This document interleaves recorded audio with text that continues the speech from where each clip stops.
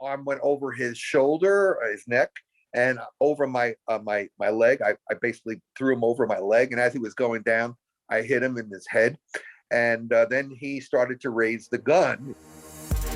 I'm Adam Alson, and for the past 25 years, I've branded and marketed world-renowned athletes, personalities, and brands.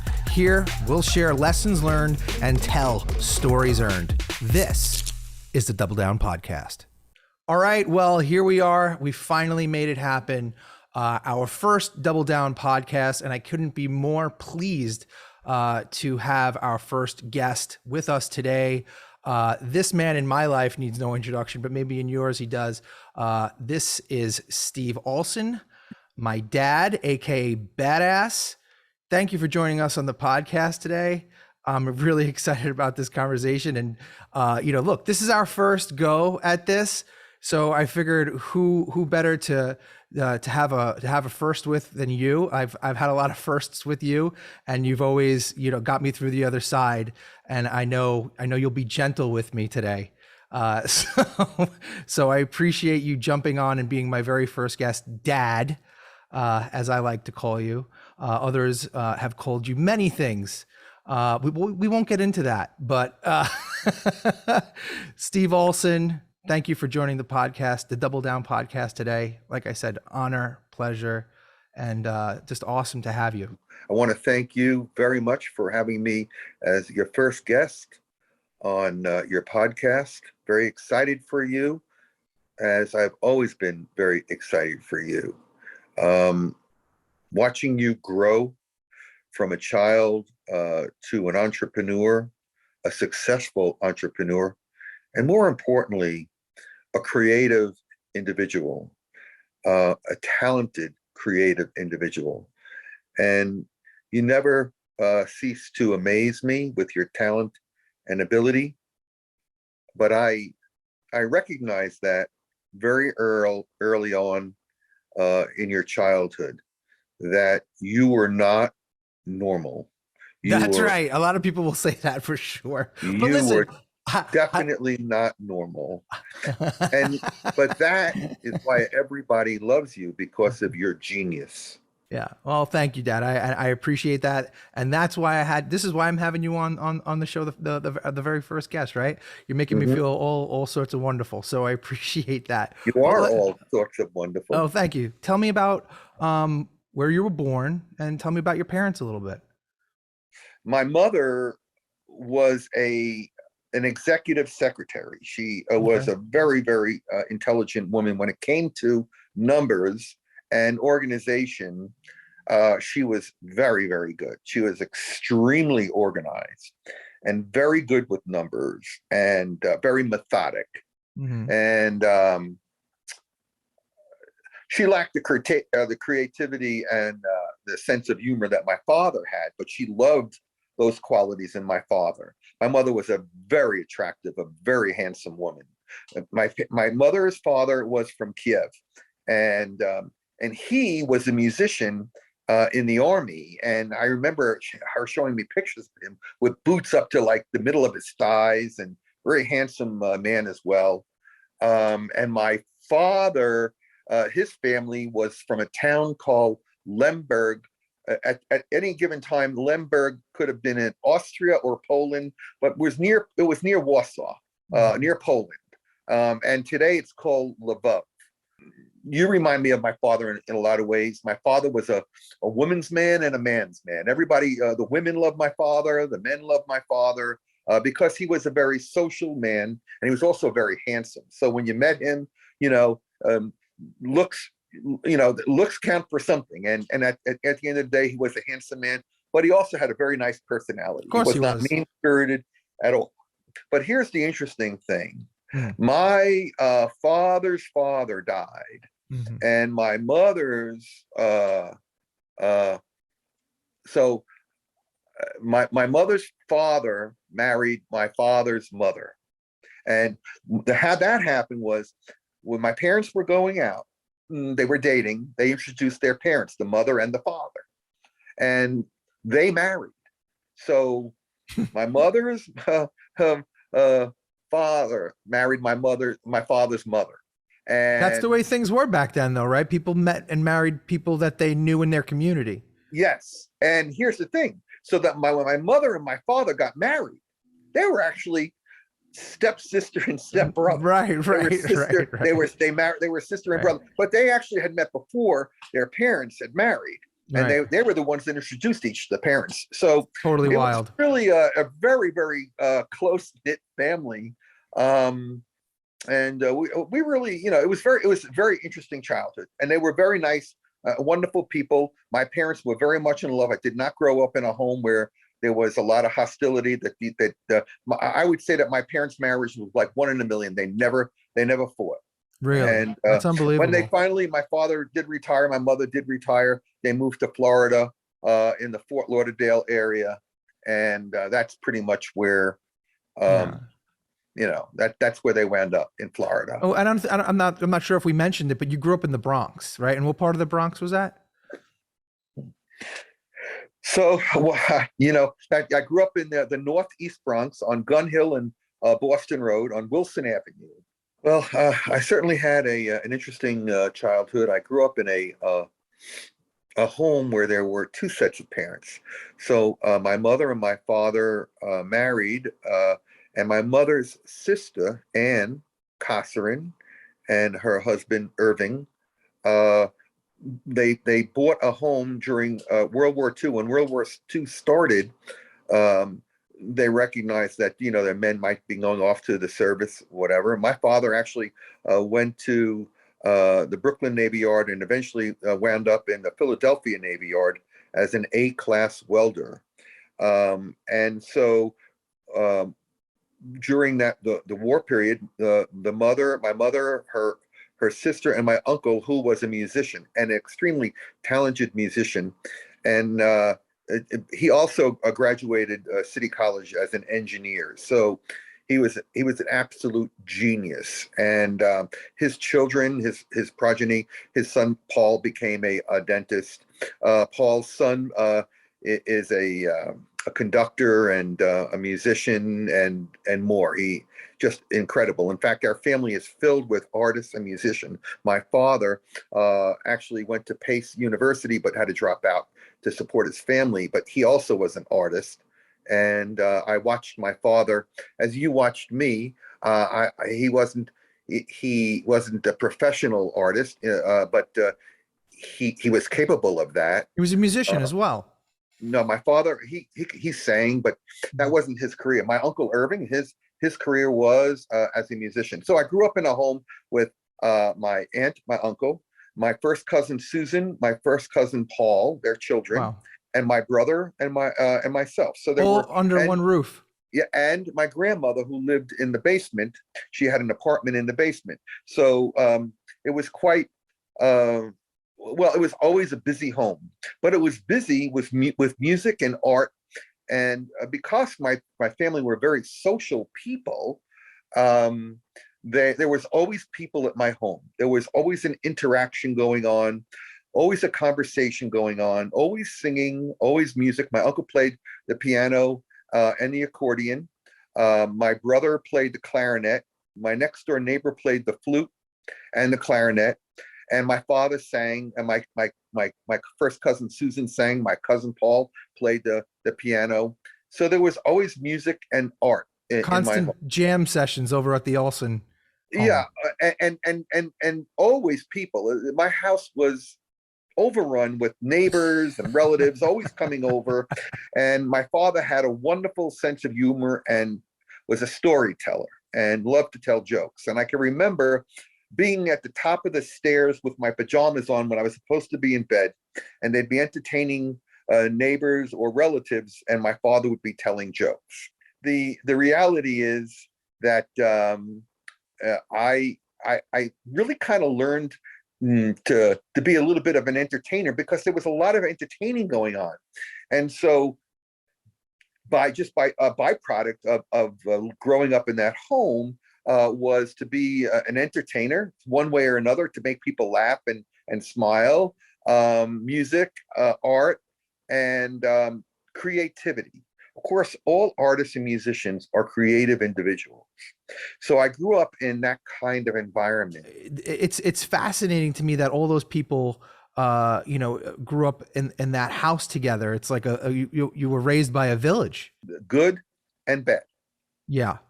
Good because you think you're being immersed, and everything is so busy, and you think you're being loved, but actually, because of all the people that were there, I realized in the end I was really neglected.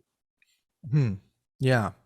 I can understand that. Because there's so many people there that, you get time with people, but not real quality time, right? It's kind of time in passing.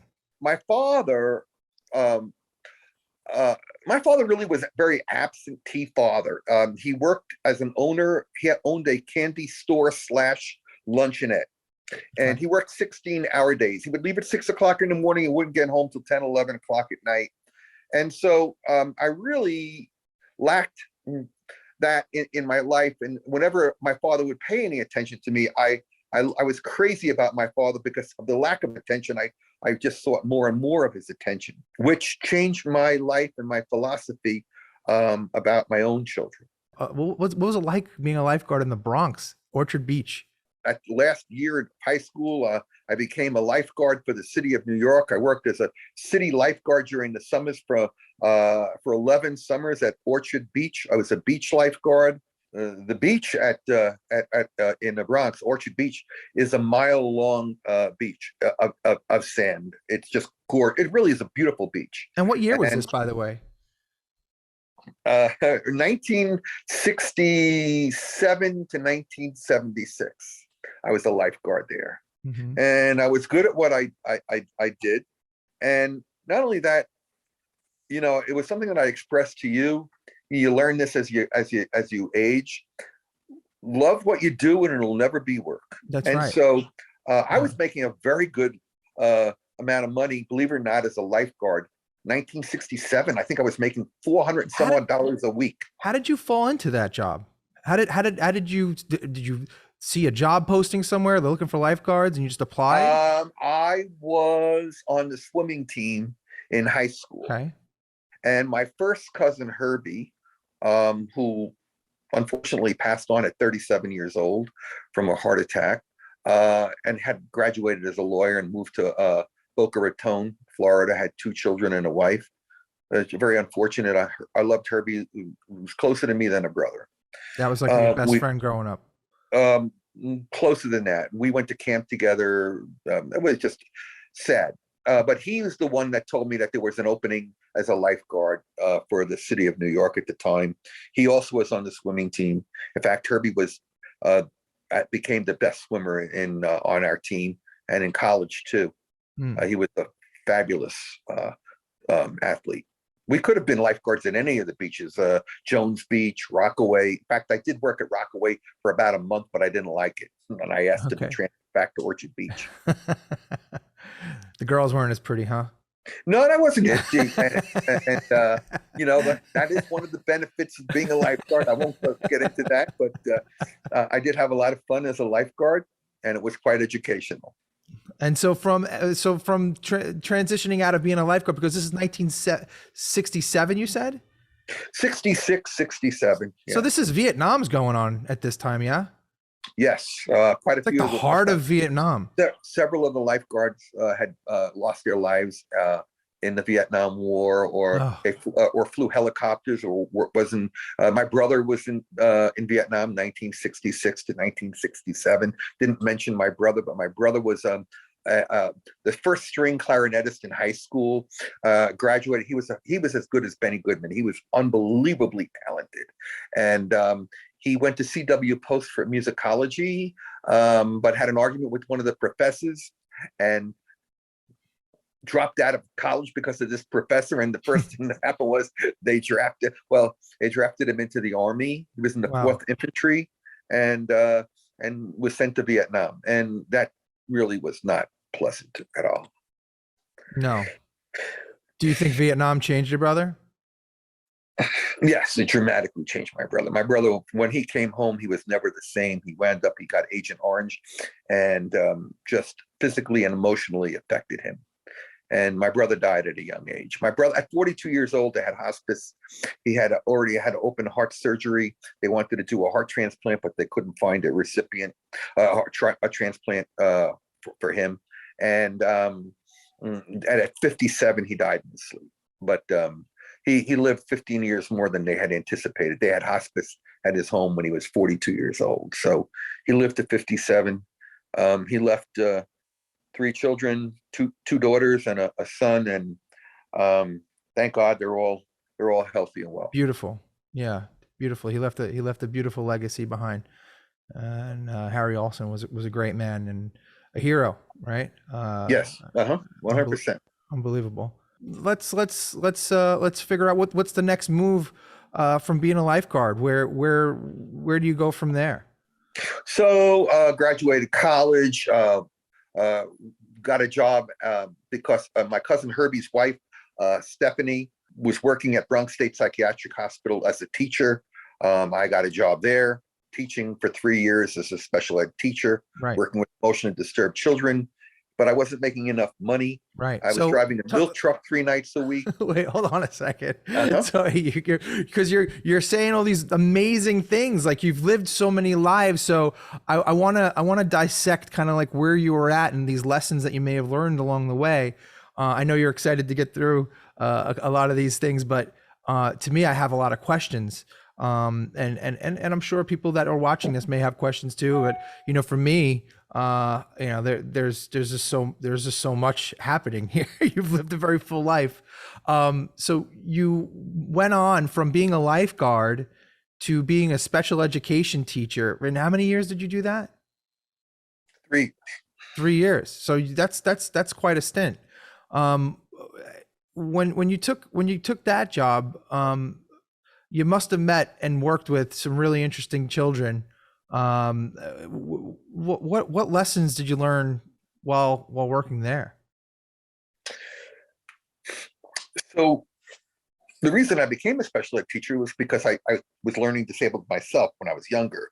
So right. I never looked at a child as just learning disabled. I looked at a child as to realize their full potential, right? Mm-hmm. And so I remember with one child, with more than one child, but with one child in particular, I used art as a form of behavior modification because these were emotionally disturbed children. Mm. And so you wanted to find something that you could connect with them on. Yeah, absolutely. And this kid had a phenomenal growth. And as an educator, what you really are trying to do is you're really trying to help a child to attain whatever they are capable of attaining. It's never judgmental. It's never saying, oh, they have to be this or they have to be that, because that's the wrong approach. Bottom line, what I learned from that is the value of a good education. Mm-hmm. And probably the value of when I say the value of a good education, it really means the quality of the education that the instructor is giving the child, the input. Right. And I think what's, something that I've learned is everybody learns in a different way, right? Not everybody is, here's a book and, read that book and retain all this information. That was never me.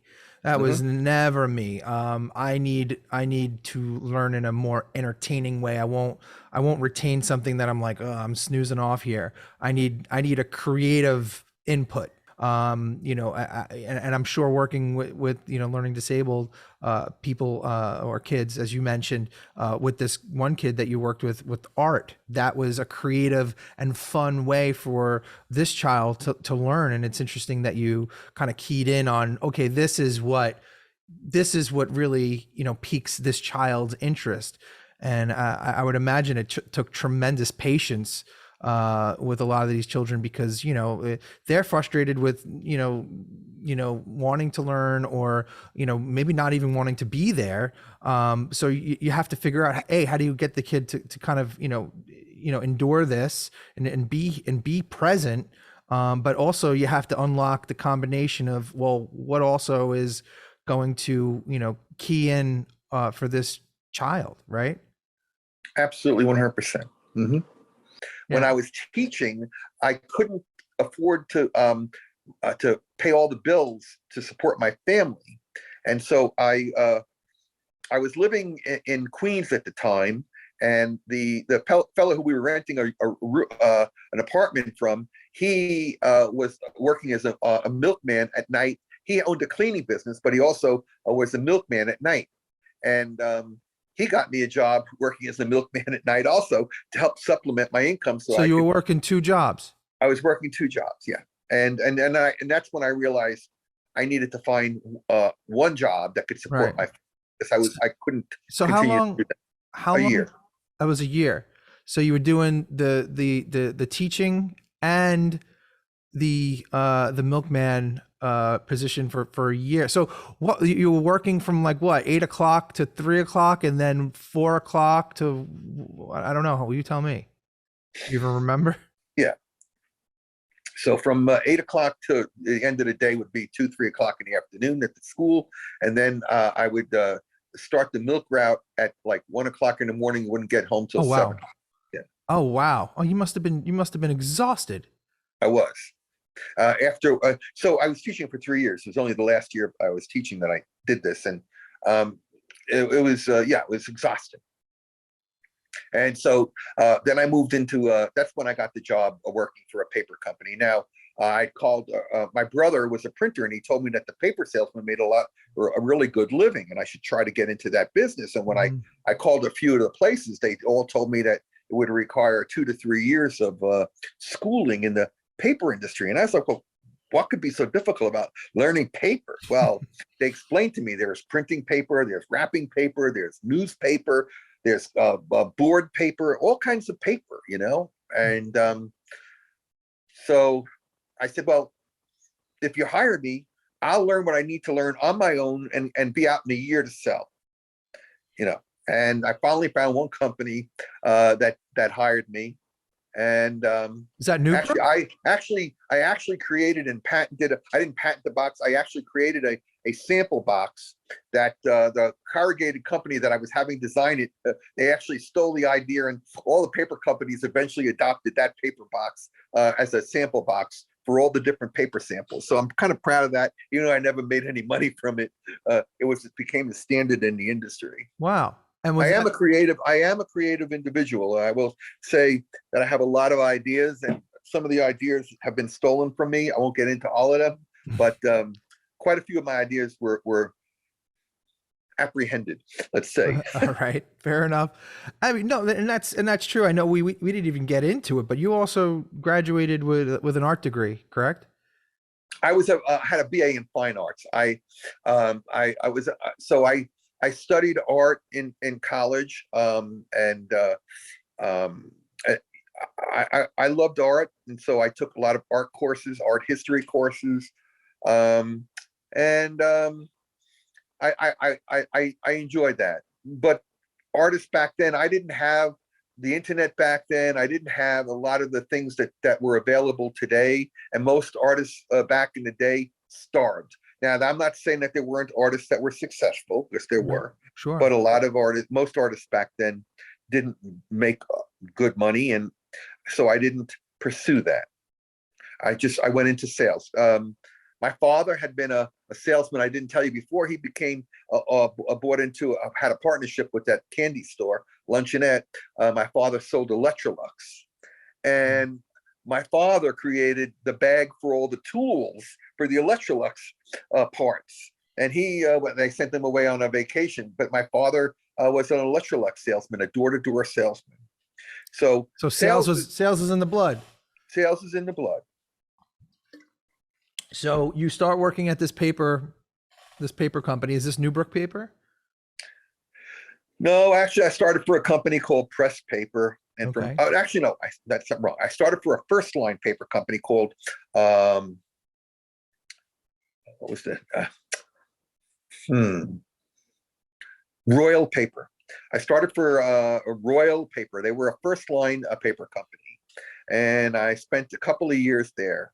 opened up a couple of major accounts, but there was a job lot company that wasn't selling first line paper, job lot paper, which means that the paper had slight misperfections. Maybe it was slightly off white, maybe it had a couple of little black dots in it or something, but it could be sold.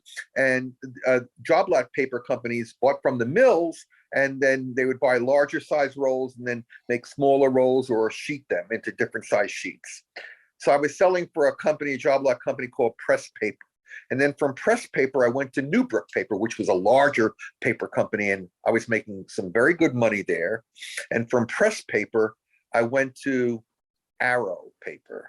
Right. Well, I'll tell you what, I had some, I remember very fondly going into Manhattan. We call it the city, growing up in New York, going into Manhattan with you quite regularly to go hang out at Newbrook Paper, which was, where was that?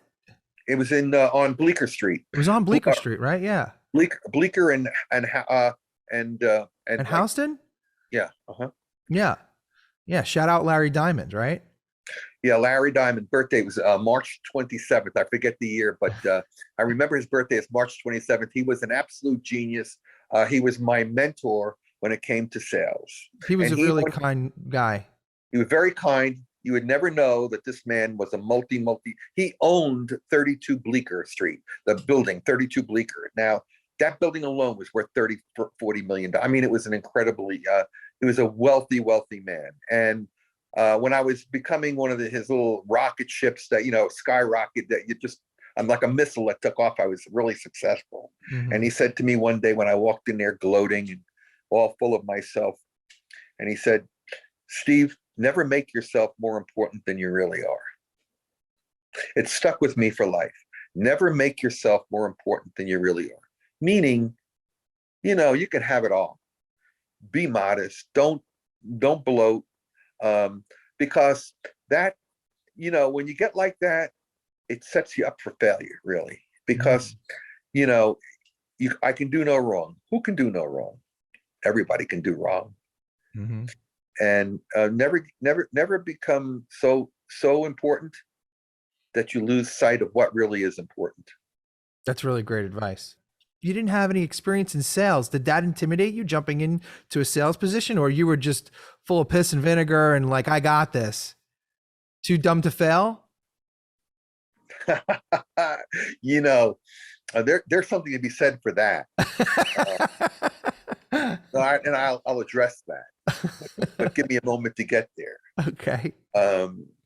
So personality wise, I've always been an extrovert. I've always been a very social person. I've always liked conversation. Sales can be learned, but it can never be taught. And what I mean by that, there are certain people who have an innate ability. So very important to have a lot of knowledge about your product, so you can speak to your product. Also, you have to have a bit of a sense of humor to keep them entertained. My sense of it. And a good communicator. Again, find something in common with them. So, hey, sometimes people they don't want the sense of humor. They really are more about, let's just talk about, I don't really have 3 hours to joke around, but I just want to get right to the topic. Okay, we'll be educated about the topic, be able to communicate well, and also to find something in common with that person, some common denominator. So that really can't be taught. I mean, you can teach people what needs to be done. I've gone out on sales calls with salesmen to try to teach them. And then you get the guy who'll walk in there and all he'll do is just talk in a humdrum, monotone way, and you're putting them to sleep. Right. So you have to never prejudge. Always, go in with a positive attitude. I can remember our first sales call where I knew you were like thinking this is like the worst place that we can possibly go into. I tell this story all the time. This is my favorite story. A Grecian pool. Yeah. We went into this place and you were young whippersnapper, hadn't gone out on any sales calls yet. And the place was empty and the dust on the shelves. And you were like thinking, Oh, I thought we were dead. I thought no way in hell were we going to get a sale out of that. And really, at the end of the day, who needs marketing more than a company that's not doing well and it doesn't have any clientele coming in? Absolutely. Who needs it? Who needs our marketing, branding, and innovating more than that guy? Right. And so, again, I never look at, I don't prejudge. I go in and I look at it as I'm your tool to success. Right. I'm what's going to make you successful. And if you can convey, you have a reason for being there. What is your reason for being there? You have a tool that can help market his company and bring people into his store. Remember, it's a captive audience that he has, right? It's just himself. He's not going out on the street and pulling people in. He needs a tool to do that. Mm-hmm. And what better tool than the internet, which was just in the very, very beginning. We haven't breached that subject yet.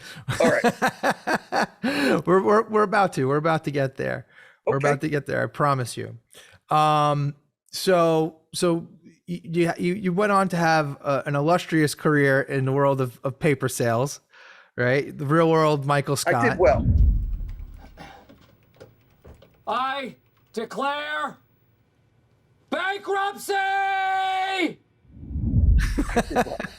for the office I made a good fans living out there. Yes, you did. You did very well for yourself. You raised 2 boys and a family in Staten Island, in a nice area of Staten Island. Middle class community. Yeah. We had I always say a very interesting childhood. And so let's talk about that. Let's talk about what fatherhood was like for you at first, and then obviously kind of as you know, as we got older, what that was like for you. So I explained to you the problem when I was growing up was that there was so much activity in my home.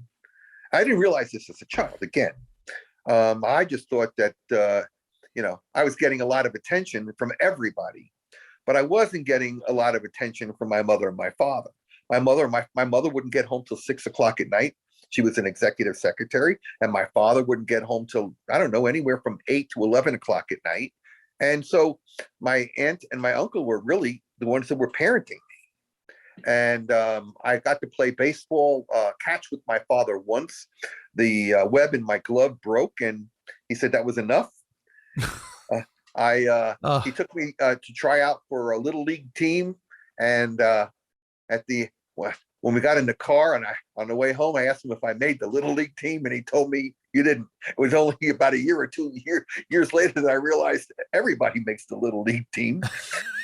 My father just didn't have the time to take me. Right.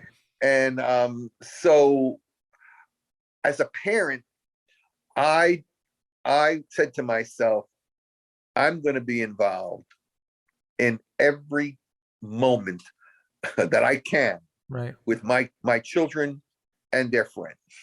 I wanted them to know that I was present and that I was there for them. And I think I accomplished that. And I think a lot of parents probably do that. Parents always want to give the childhood, their kids the childhood they never had, right? It seems like it goes, in cycles. I don't know if overcompensating is the right word, but they try to fill the holes that maybe they had as children, or sometimes I guess you could say it goes the other way, where they just repeat, right, and it becomes a pattern. If they were, if their parents were alcoholics, they're alcoholics, and Did you find that your friends doesn't always happen that way? Did you find that your friends' parents were as involved with their children as I was with you? No, I don't. There was a couple of parents that I met along the way where you're like, okay, like this parent is involved, but most of my friends' parents were, just in the background doing their thing, and really not getting too caught up in whatever the kids. So would you say that they were out there too? So would you say that I was a little bit more different in that respect? Oh, my upbringing was very different. I mean, but I think You everybody's, asked the question. I'm going. yeah, yeah, everybody. I think everybody has a unique upbringing in their own right. Just like you did, right? Where you had this constant revolving door of people kind of coming and going, and and then not even going yet. You literally had a full house at all times. It sounds like, right? So I can't imagine what that would have been like. And I'm sure people after listening to this podcast probably couldn't imagine what my upbringing was like. Not that it was bad. It was good, but obviously just like everybody else, we had our hard times as well. Were you scared? Were you intimidated at having children? What was that like? You were excited and looking forward to having children? Mm. It is scary having a child because you have the responsibility of raising them properly, emotionally, and financially, right? Physically, Right, emotionally, financially, to raise a child correctly, properly. right. So it is challenging. So there were times when I was fearful of having a child. You were 4 years from your brother, and I really was putting off having another child because I was fearful. But once the child arrived, Financially fearful, or yeah, I was, financially, it's yeah, it's challenging, and but I accepted the challenge, and I wanted to have another child, and eventually that's what happened.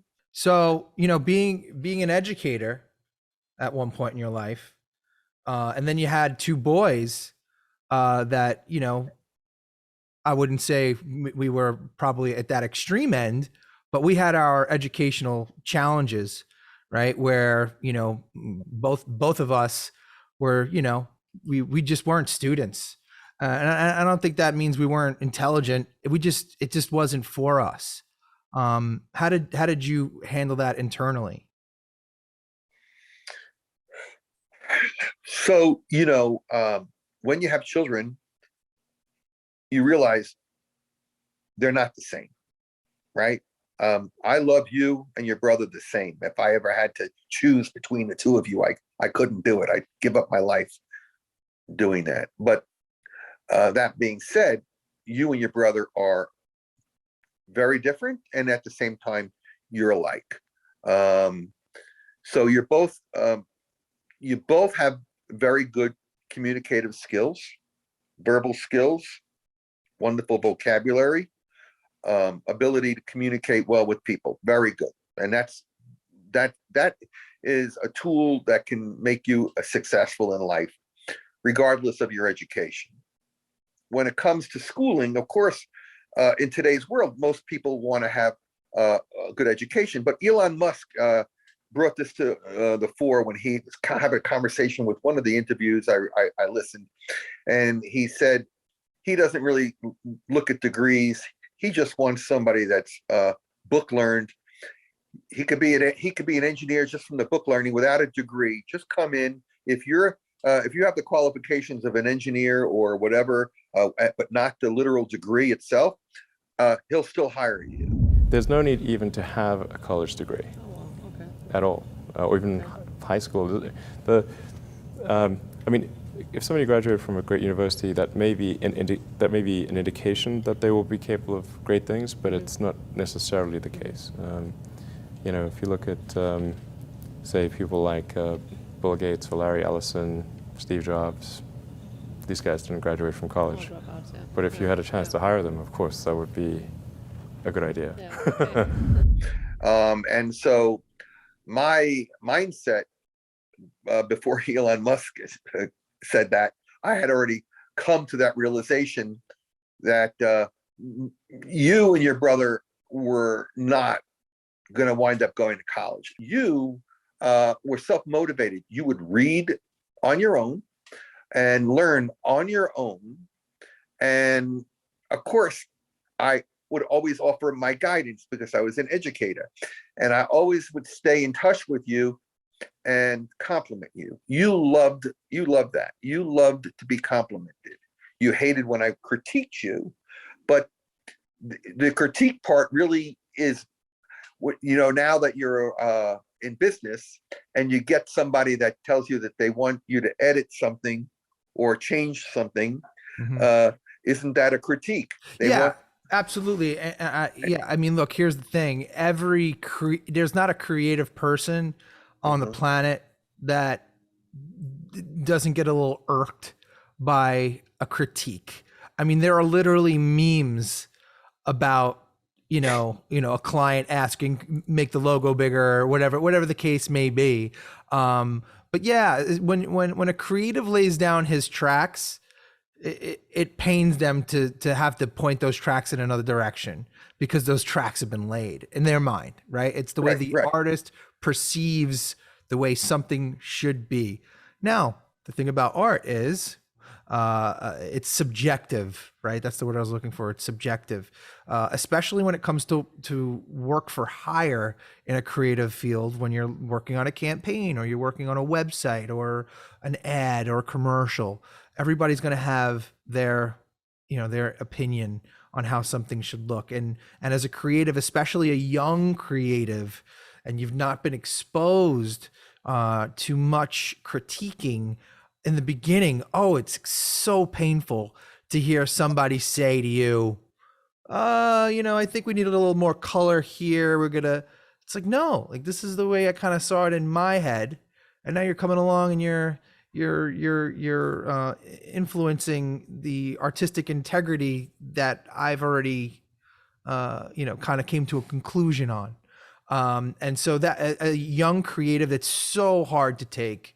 It's so hard to take. But with that being said, as you get older in this industry and as you get more of it, you start to understand that you can't be attached to pieces anymore. Because like I said, a true creative, an artist that does the art for the art of it and not for a paycheck per se, they won't compromise their artistic integrity. And most artists have that mindset, right? Especially when you start off and you're young and you don't have to worry about paying the bills. But once you figure out it's a business, the critique, the pain of the critique falls away quickly, and the attachment to whatever it is that you've created isn't as strong. Do you have an attachment? Absolutely. Every one of anything I produce I consider like a child of mine, right? It was birthed in my mind. And I love all of my children. You know what I mean? But Sure I do. But it becomes a lot less painful when you understand. It becomes one of these it is what it is situations, and the critiques that we get on a regular basis, with Double Down.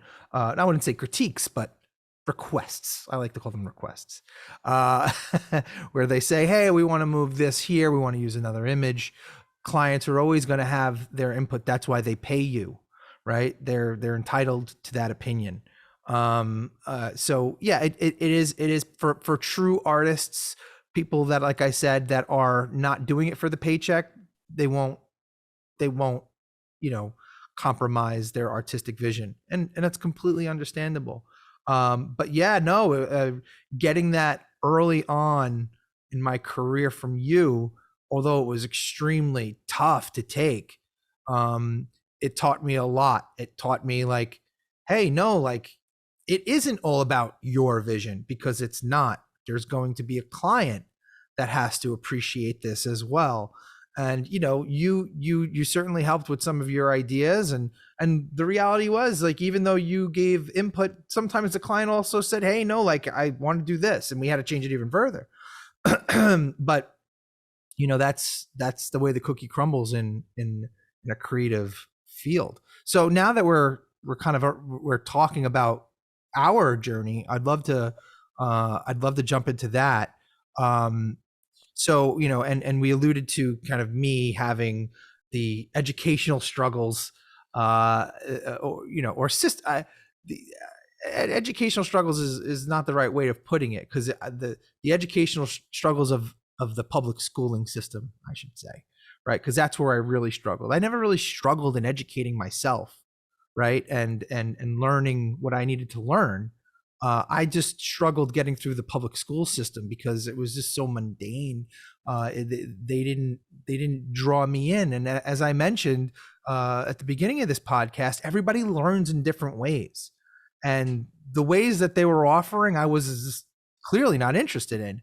And I know this story that I'm, kind of the story that I've lived. It's not an uncommon one. Especially for entrepreneurs. There's so many entrepreneurs that I listen to or I've met have a very similar tale. School wasn't for them.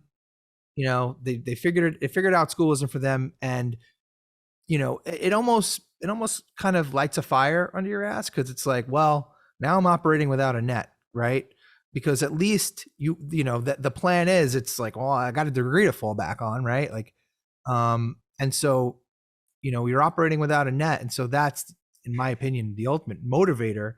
But I'll never forget when the day I got my GED, well, it was like a couple of days after getting my GED, and I was kind of procrastinating on what's next. And you asked me, what are you going to do? Are you going to go to college? And I remember that day. Yeah. And you said, well, you're going to go to college. Like you kind of wanted me to go to college, which of course every parent wants their kid to go to college. And we even went to, the local, CSI at the time. I wasn't impressed with the guy. Not the TV show, but the college, local SUNY school, College of Staten Island, where we grew up. And I was literally halfway to getting enrolled, and it got real for me. And I had to tell you, like, I don't think this is a good idea. Now, when I said that to you, your response was an inspired one. Your response was, well, you better figure out what the fuck you want to do. Well, something like that. No, that was it. Okay. Can we say that? Right. So, I mean, look, I understand you were a little frustrated, and, you wanted your kid to, succeed. Right. And there was no real direction at the time. I remember I came home, during this time, and both you and Mom were like, we got you a job. You got me a job? What do you mean you got me a job? And I started working in the framing store. You got me a job at Rainbow Gallery in the mall. Mom got you a job. Right. Not me. Mom did. Okay. Mom lived in the mall. Right. So that's how I got that job. That's, and what I do appreciate about my upbringing was you guys taught me how to work hard, regardless if it was something that I wanted to do or not.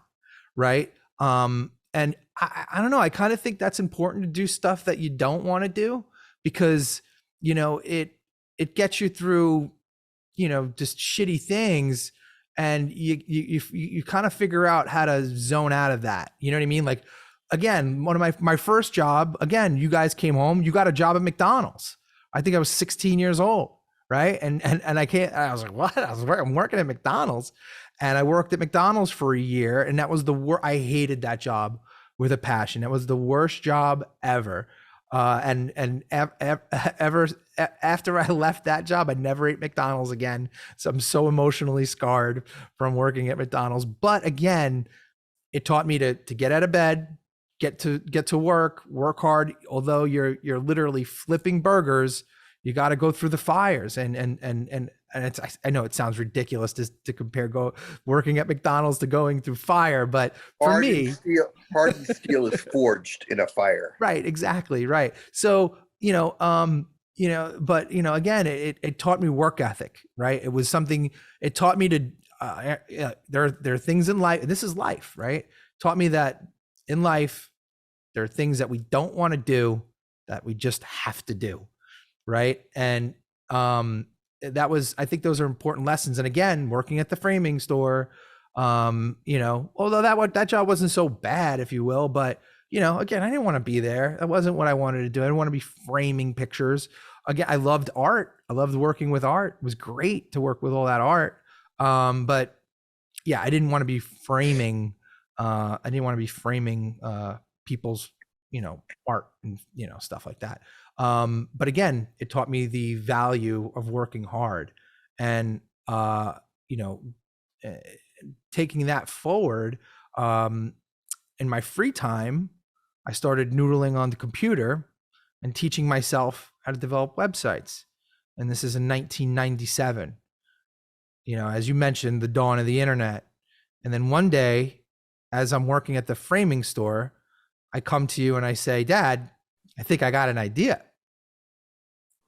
I explained what the idea was to you. I wanted to create an online business directory for Staten Island businesses. And you said to me, do you remember what you said to me? Yeah. Show it to me. That's right. Yeah. Show me what, at least said, show me what it looks like. That's right. Show me what it looks like. Yeah. What does it look like? And, and again, I'm a visual person. Yeah. And also, the best way when you're talking about something that could be a miscommunication, but if you show somebody visually, there's no question about what it is, which, by the way, most of your whole life has been very visual. Most of the things that you create and do are visual things. Mm-hmm. So I totally understand that, because that's how I do things. But yeah. It taught me, but go ahead. Yeah. It taught me an extremely valuable lesson, like very, very early. Never allow anyone to never leave it up to anyone else to render your vision in their own head. Yes. Right. Yep. Right. Because when you do that, they'll see it a very different way. When you explain something to somebody, they may get a general sense of what you're talking about, or they may get the completely wrong impression of what you're thinking. But either way, it's a risk. And if you explain something to them without showing it to them, you're running a risk of them just completely missing the mark of what you're trying to explain. So it's always better to literally put whatever your ideas are literally in black and white or in full color, however you convey that in a creative way to make them understand exactly what that vision. I mean, that's the very reason why we have mock-ups and, mock-ettes and all that. It's very intentional. And I think a lot of people don't understand that. I mean, a lot of entrepreneurs that come to me, they always come to me, oh, I got an idea. I have an idea. And that's wonderful. Ideas are great. And I always love hearing an idea, but don't tell me an idea. Show me your idea. Exactly.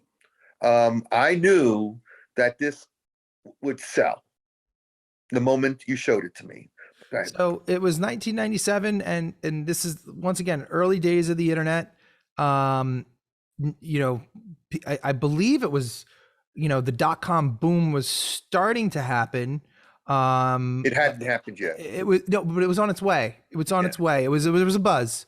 We were pre-boom.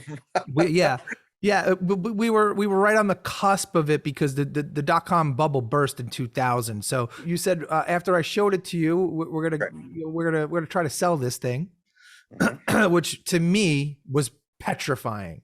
Mm-hmm. That was a very, very scary proposition. And that's why I asked you, you went from being a lifeguard to a teacher to a milkman, and you jumped right into sales, and that didn't scare you. For me, I was I flipped burgers. I installed air conditionings as a kid. I worked at a framing store, so that was my professional experience. I mean, obviously, 17 years old. Yeah, 17 years old. That was my, professional experience up until, us deciding to jump into a venture, my very first venture. Right. And then you say, we're going to go sell this thing. And I'm like, sell? Like, what do you mean sell? I had no experience with that. I mean, obviously, you at that particular time were a very well seasoned salesperson. And a businessman. And Yeah. remember, part of me as a salesman was I never really considered myself a salesman. I Mhm. considered myself a businessman first. I did have my own paper company at one time too. We didn't discuss that, but I also owned a paper brokerage company called Paper Trade, I if you remember it remember. well. Yeah, of course I remember. So, So, I did run my own business. So I consider myself always a businessman first. So with me, it was always, if I'm going to do something, how is the best way to monetize that, right?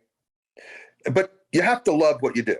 If you don't love what you do, find something that you do love. Just otherwise, it's always going to be tedious and long and arduous and most likely not very rewarding.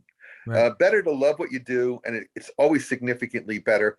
Even if you're not making huge money, it's still rewarding emotionally, right? Mhm. So love what you do. Have a passion. And I remember one morning you woke me up. I think it was a Saturday or Sunday morning, and you knocked on my door and you were like, "You ready to go?" I'm like, "Go? Where are we going? Get in the car. We're gonna go sell." And your idea was we're gonna go stomp the pavement. We're gonna go door to door. We're gonna do this old school. I mean, we went Well, there, there door to was door. there was a very, very important reason that I did it that way. I mean, that's And the hardest. so understand. You already mentioned that when you some of the lessons that you've learned from the education that you learned in our business with me was that Mhm, show me it. mhm. I want to see it. Yeah. So imagine now when you're on the phone with somebody, remember this is pre internet boom. People really didn't even could really have an idea of really what the internet was capable of, or have even an idea of really what it was about. So how are you going to make a phone call from the yellow pages, which is what Mhm. we're going to replace, and try to explain to people a visual, something that's visual? Right. Not going to happen. You had to go, you had to have it on a disc at the time or a floppy at the time, and literally show them, get in front of them, and close the deal. Yeah. And so what I did was I took the idea, the conceptual idea, and we went out and we showed them Right. what it was. And that's why it sold, because it was a very good idea, way of branding, marketing, and innovating. I mean, and if you really think about it, the approach that we went with, I mean, I'll never forget.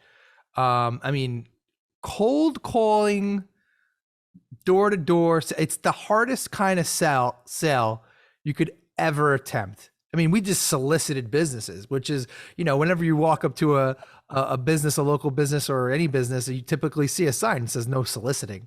And so we literally just were like, whatever, knocked on doors and walked in and said, So we, you have to remember, we were calling on the a local merchant. We yeah, weren't calling on a large conglomerate business. So we were calling on a local merchant. Now, we could have called on larger. We could have called on larger. We could have called on printers, printing companies, and things of that nature. we I'm did. just saying, yeah, but we could have called on bigger Yeah. companies too, and we did. But the thing of it is, that's when really a salesmanship comes into play. Being a good salesman, we were. It's really funny. You're 17 years old. You had no sales experience.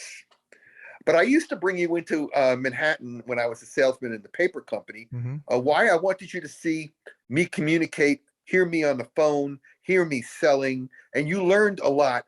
Even if you weren't a salesman at that time, you were listening, and you have good listening skills, good communicative skills. And so when we went around, here's the thing that I realized. Failure was and is not an option. Failure is not an option. Why? You're my son. I'm an educator. I know you're a very intelligent person. I know you're a genius at what you do.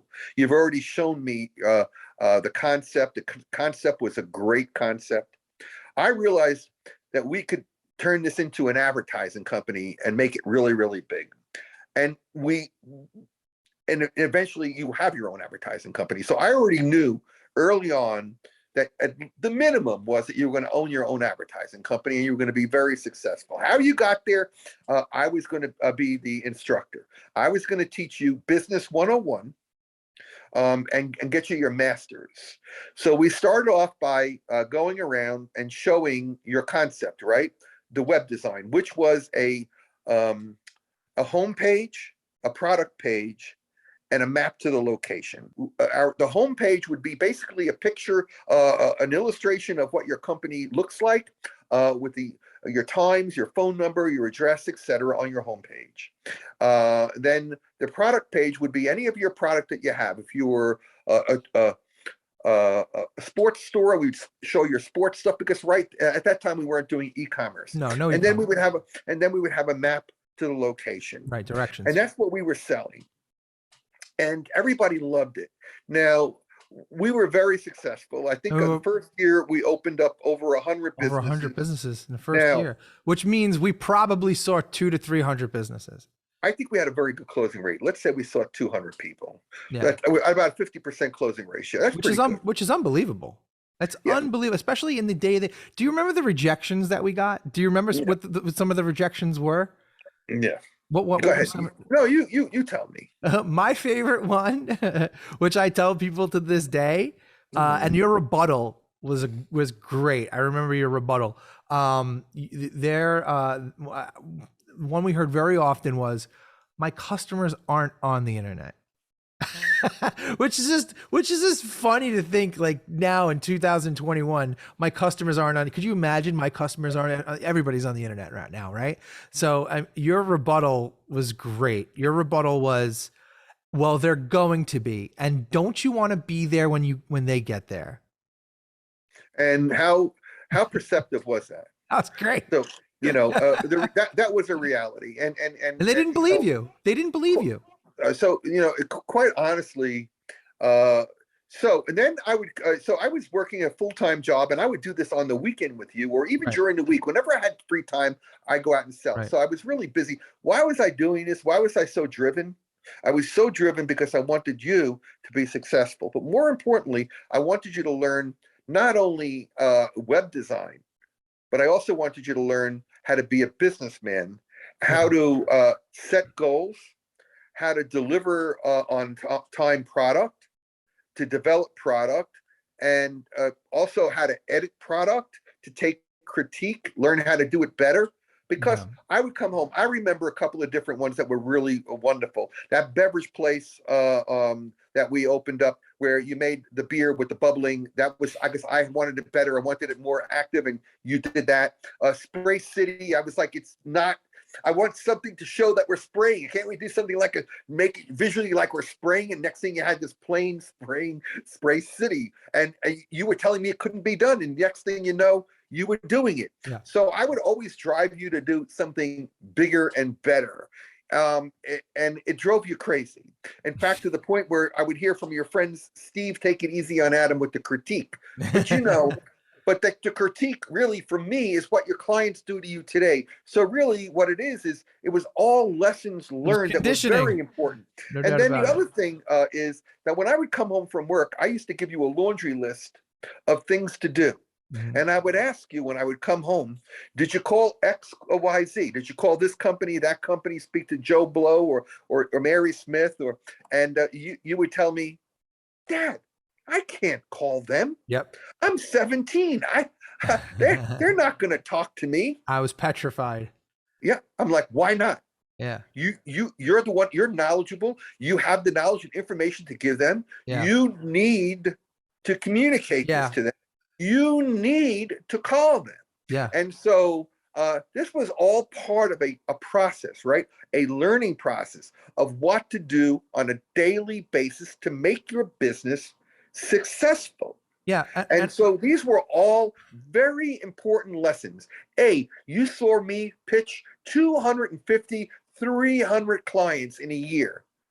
I mean, at some point, though, you had to learn the Pitch. Yeah, tools, absolutely. Yeah, how to sell. yeah. Hmm. Because while you were driving the laptop, at some point, you really didn't need me anymore. But what you did need was my drive. And what you did need is the confidence, because you were only 17, 18, 19, 20 Yeah. years old. Mhm. And so you always wanted the adult in your mind to be there. Fine. And I was there for you, which and I did have all this experience. But more importantly, I wanted to be there as your tutor to teach you how to be a successful businessman, not only then, but for the rest of your life. All of those tools are all learned: your communication skills, your art skills, your illustration skills, your editing skills, your ability to sell and communicate with people, to deal with the top executive, to deal with the lowest guy on the rung, to not prejudge, to take the wealthiest person and the poorest person and judge them the same, and to do a quality job every time, the best that you can do, but have a passion for your job, to love what you did, to love what you do. And to this day, these are all the wonderful qualities that you have, in addition to your creative genius, which, you know, and I still love when you call me and ask me what my opinion is of something, because I have yet to ever tire of being an educator, communicating with you and critiquing you. Yeah. I have a passion for that, because and I'm always throwing ideas at you. I just threw one at you recently, which I'm not going to divulge, but which I believe can be a real wonderful moneymaker for you. But at the end of the day, creativity, passion, love, education, all the tools for a successful businessman, which you are.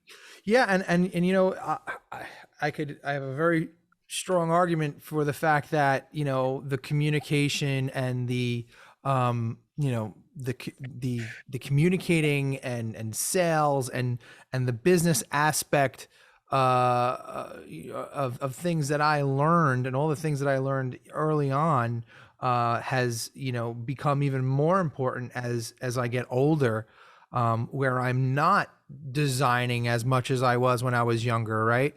I kind of came up through the system, if you will, of working at other agencies and being a creative lead, and being more on the design side of things. And now, as my career has matured, I'm more on the business side of things, and I enjoy both equally as much. They're both tremendous amount of fun to me.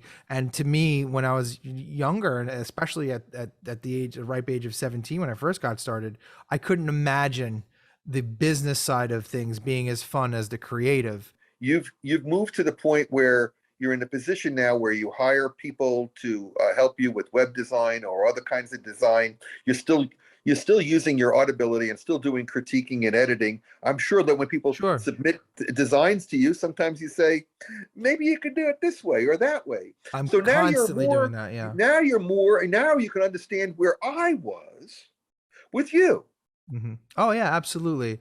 I'm constantly giving input. But you know what? You know what's also important, especially when you're working with creative. It's important the way the input is conveyed, right? You have to give it in a very, I wouldn't say with kid gloves, but you certainly have to, give it in the way that, it's empathetic to the designer or the developer or whoever you may be working with, because look, at a certain point, no one wants to work with a person that they feel is talking down to them. They want to feel like it's a level playing field. This gets back to my earlier comment about wanting my children to be just like me.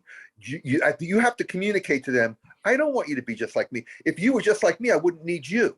I really want you, I want new ideas, more creativity. I'm willing to delegate. But if I have criticism of it, if I want to critique you, that doesn't mean I still appreciate everything that you're doing, because I like all of this new stuff. I want you to be whoever you are, because whoever you are is going to make me better, make my company better. That's right. That's why I hired you. Yep. So, I mean, fast forward a couple of years later, we had hundreds of businesses on the platform. We did some really amazing things, and we even sold through to some companies and clients that we weren't even sure that we could open. I mean, like you mentioned, working with corporate, and we did. We brought corporate restaurants on board. Corporate. We businesses. even went to, was it Marvel Comics, or was it what was it? Oh, geez, Louise. I can't remember the name. Harris Publications. If you don't know that you can't, you try. Right? I mean, in other words, it's when people always tell you, well, you can't go after this or you can't do that, because you're not there. You're not, you don't have the ability. You know what? If you don't try, you'll never know. And so I'm always, I never got, I always went to companies that people tell me you could never, ever sell them. Right. Never. They're just beyond your scope. You know what? It wasn't beyond my scope. It was beyond their scope. Right. Never let people dictate to you or judge you. You be your own judge, and you be your own success. Don't let people tell you that you can or can't. I can assure you that if you want something bad enough, you can. That's right. There's a great quote. I forgot whose quote it is. I'm probably going to screw it up. But the quote goes, whether you think you can, whether you think you can't, you're right. Absolutely. And that's 100% true. Always remain positive, and you can. Love what you do, and you'll always be good at it. You don't set a clock on your day, do you? You don't have a clock that says 5 o'clock, it's the end of my day. The 9 to 5 worker. You've never been a 9 to 5. Even when we had Staten Island Now, I can remember you working all night to the morning. I mean, there was no clock with you. You would work round the clock, and tirelessly. It amazed me, how hard you would work. But after 3 years is when our business started to come to a close because you were burning out. Oh yeah. And I remember at that point we were at a point where I wanted to advertise, get billboards, go to newspapers, and really start advertising, because we could have really blown this business up huge. And I understood it was beyond your scope, and I was never going to make you do what you didn't want to do. Yeah. This was the part that I had to understand as an educator. As a partner, was I upset? Yes, I was upset, because I knew that this really could have gone wherever it had to go. But I also knew that I gave you the tools that you will be a success for the rest of your life. No matter what you did from that point on, I knew you were going to be successful. So I didn't have a problem closing the business, because I was already making a lot of money. I didn't need this. But on the other hand, I knew that it could be successful. But I said to you, when you said that you didn't want me to advertise and do this, I said to you, Adam, if we're not growing the business, it's dying. I'm not going to owe anybody any money, and we're just going to close the business. Right. Now, I didn't close my relationship with you. And from that point on, your next offer was with the company that Adam Padilla, and Adam Padilla was hold on. Huge value. That's another whole conversation. Hold on. So we closed we closed the business profitably. Yep. Right. There was money in the bank. Yep. Right.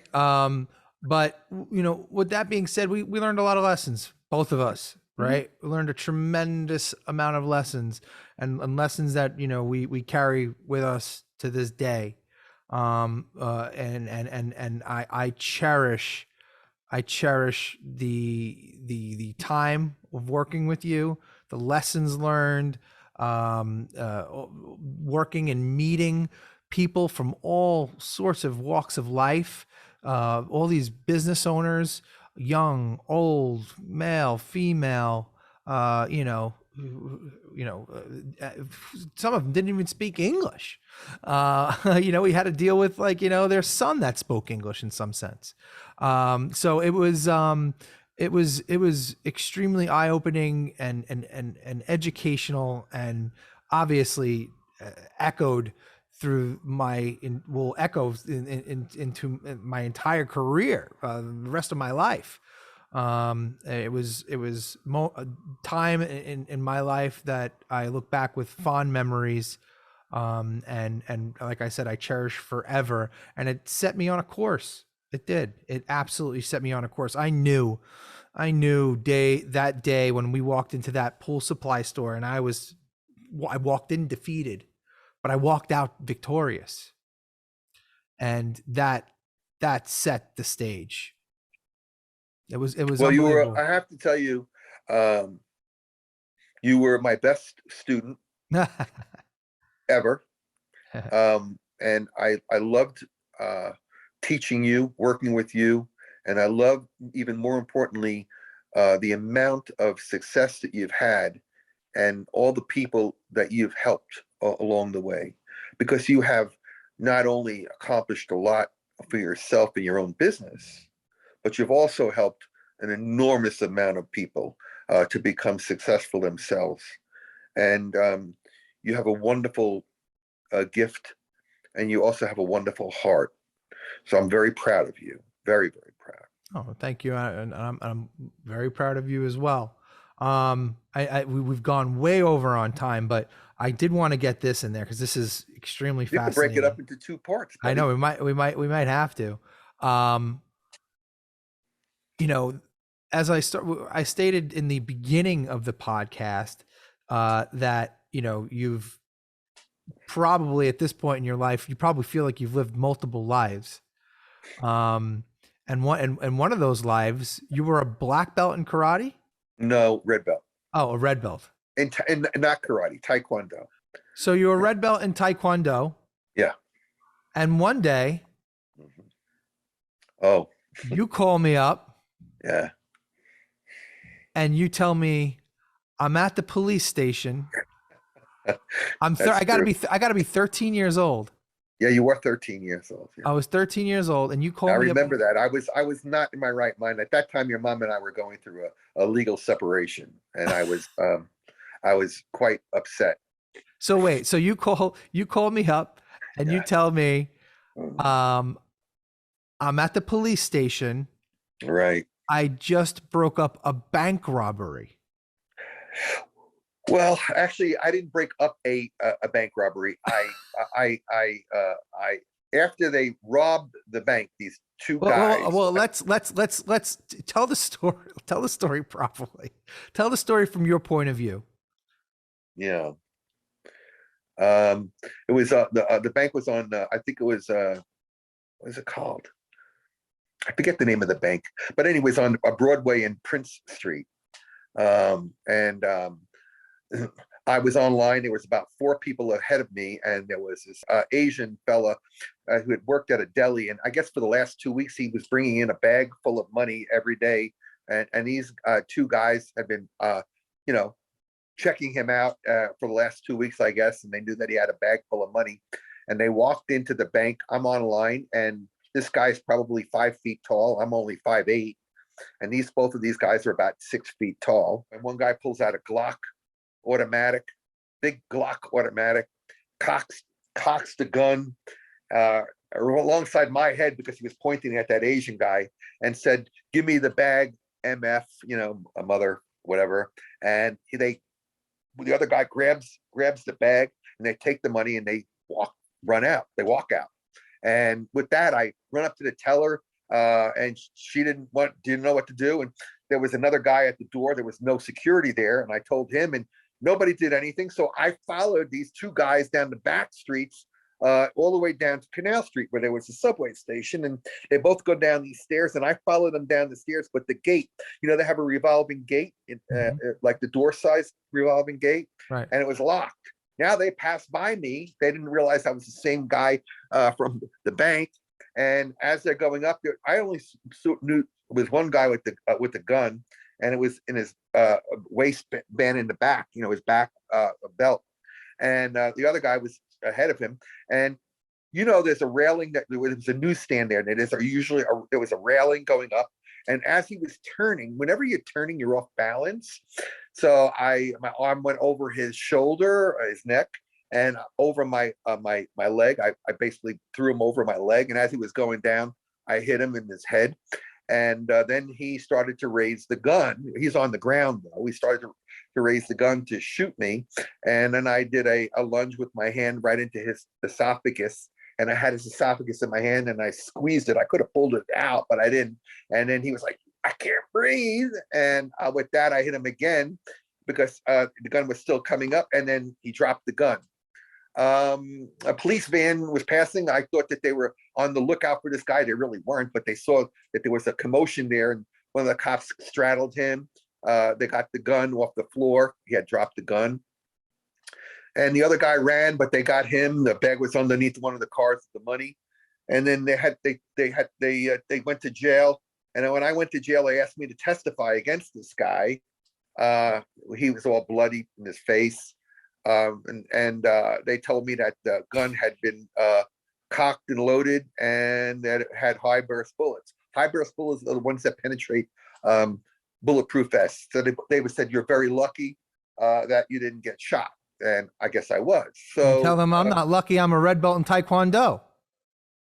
Well, I hadn't really been working out then. So at that point, they asked me to testify in Supreme Court against these two guys. So long story short, one guy I think got 5 to 10, another guy got 10 to 15 years. They probably got off with good behavior. I testified in Supreme Court against these guys. And but that day I did call you from the police station and told you that I was there because I had broken up an armed bank robbery. But I didn't do it in the bank. I actually, I got them, about 8-10 blocks from where the robbery was. Mm-hmm. When I tell people this story, people look at me like I'm crazy.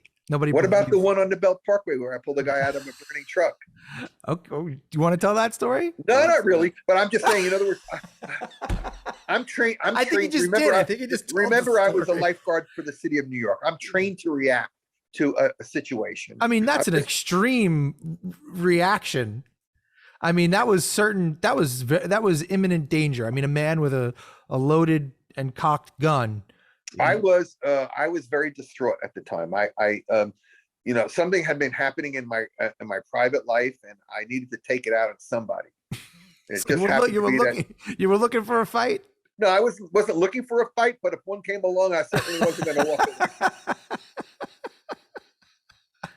And then also, I believe there was another time when a plane crashed into the water at the beach, right? You were there. Yeah. You can tell the story. I mean, I was very young. You tell it. Okay. One of those like those planes that have like wings and just basically a motor and a prop in the front. It's like a light plane, like a kite plane, like a kite. Yeah. And I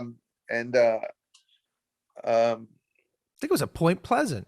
Yeah, it was down around the Belmore area, right? Point Pleasant, Belmore, in that area. And we were at the beach, and the plane was coming in real low, and I was like, that plane's going to crash. And sure enough, crashed right into the water. And I went out there. The plane went down, and I dove to save the guy, but he was already out. He had gotten out.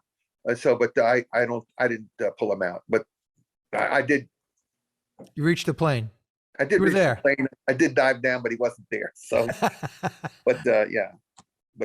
I did pull the guy out of a burning. We were on the Belt Parkway. We were going to a party in Long Island from Staten Island. And I said, this truck was, like you could see, was top heavy. And I said, this truck is going to go over. And as soon as I said this truck is going to go over, it flipped on its side. Do you remember that? Yeah. Well, I mean, I was very young, so. Yeah, and then the cab started to go on fire. There was one guy in it, and it wound up he had a broken leg, so I pulled him out. I put him in a fireman's carry. I carried him about 25 yards away. Everybody, all the traffic had stopped. They were all applauding and going, bravo and everything. And the fire engines were coming, but your mom insisted we get going. That's what I remember. I remember mom being upset because we were going to be late for the party. Exactly. She didn't care about me being a hero. Like, get in the car and start driving. So I left these two guys because the fire could see the fire engine coming, and we got in the car and we drove away. We were already late. I was never recognized by the city of New York for that or received any commendation. But we did make the party. You're just like this superhero that shows up, does a job, and nobody ever knows who you are or otherwise, right? You're who is that masked man? That's you. Yeah. That's true. And even with the ones that were arrested in the city at the time, I said I didn't want them to give out my name because I didn't want them to spray my house with bullets. So I was anonymous there as well. Right. Wow. Well, like I said, the thing, even when I would say on average, when I was a lifeguard, about 60 people a summer, you'd be surprised. Maybe once or twice somebody said thank you for saving them. You're kidding. But because they're in a state of shock. They don't think to thank you, so it's a thankless job being a hero, believe me. No kidding. Well, once again, as I mentioned, the many lives of Steve Alson, aka Badass, right? And I think that name is well earned. So Dad, as I like to call you, thank you so much for joining me today on my very first podcast. This made it all the more special. I really, really appreciate it. I love you so much. Thank you for everything throughout the years. And I would like to give a shout out to shout outs. I would like to give a shout out to Michael, to all of Michael's friends, to Willie Gutierrez, just to all of Michael's friends, and then to none of my friends, and to all of your friends, to Alex. To Pat Murphy, who helped you get started with your That's computer. Right. Yep. To all of your friends. There are so many people, that the Beyond DeLillos, so many people, so many friends and relatives. I just want to shout out to everybody and hope we didn't bore the heck out of you. Well, that was very kind of you to take your moment in the sun and share it and give shout outs. This is why I love you. And to your mom, because your mom is responsible for you and your brother as well. I wouldn't be here. She's one half of the equation. So right. Once again, I appreciate it. Thanks for hanging out for these for this podcast. You've been great. Like I said, you made this podcast, this first podcast, extra special. So thank you once again, and I'm sure I'll talk to you soon. Well, thanks again for having me. I really enjoyed the conversation. I hope I wasn't boring. You were great. I promise. Well, thanks for joining us, guys. And be sure to subscribe if you're not already subscribed. I look forward to bringing you more great conversations like this one today. Thanks again for joining, and we'll see you on the next one. Bye, guys.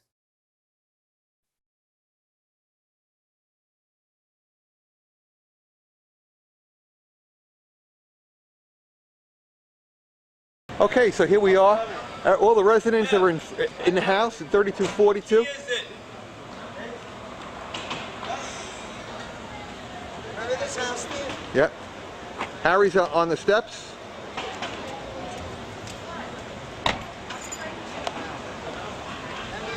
There we are. Here's the people currently in the house. 3242. So this is 3242 Wilson Avenue. Here's where we used to play stoop ball, and where we played box ball right over here where Harry is. And guess who's right next to 3242 Wilson Avenue? Who is this? Who can this be? Isn't that Blanche Smiles?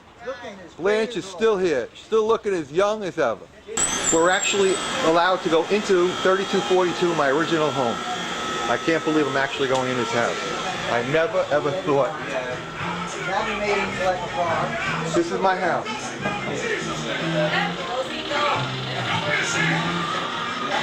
How you all doing? You're watching a movie, huh? Wow, they still have the wallpaper up from when we left here. This is the original wallpaper. And here it is. This is it. This is the hallway. This is the steps going upstairs. original railings that we had up there. The closet that my father built. And here we are going in the kitchen. This is the kitchen.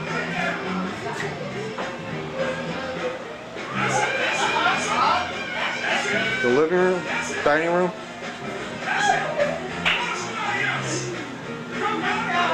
Kitchen. And here's the back room where we used to have the bar.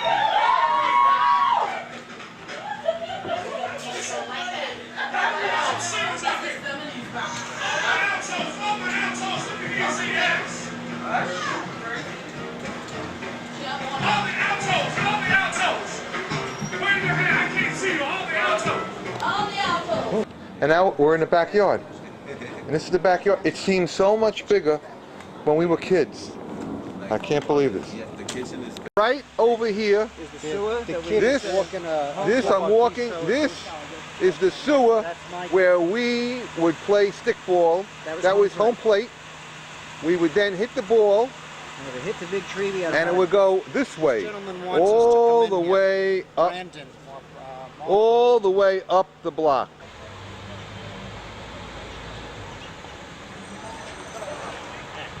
I hit it.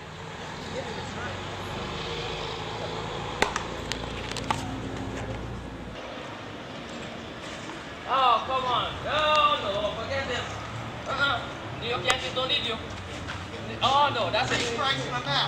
Steinbrenner will fire you, man. There'll be no benefits.